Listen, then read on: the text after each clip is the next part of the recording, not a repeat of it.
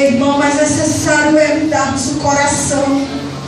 Necessário é modificarmos o nosso viver. O Senhor nos observa. O Senhor é o olho que tudo vê. O Senhor sabe o que é que se passa no teu coração. O Senhor sabe das tuas atitudes. O Senhor sabe se tu nega ou não nega Ele e oculta. Aleluia, Jesus. Ei, mas eu te digo uma coisa. Se tu é fiel, se tu é o servo,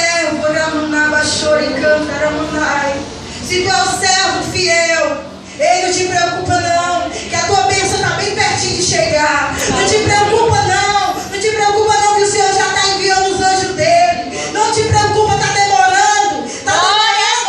Aleluia, o tempo do Senhor. Louvado seja É Ele que determina tempo para tudo e todas as coisas. Ele sabe o que é que tem além dessa parede, a gente não sabe. Às vezes a gente diz assim: Senhor, está demorando. Senhor, está demorando. Ei, irmão, a gente não sabe. A gente não sabe o que é que vai acontecer.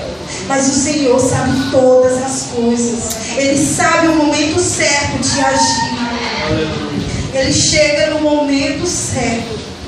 Não te preocupas. Não te preocupas.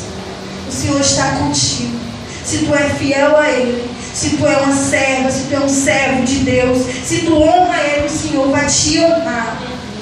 Em meio ao vale seco, em meio ao furacão, em meio às dificuldades, o Senhor vai te honrar.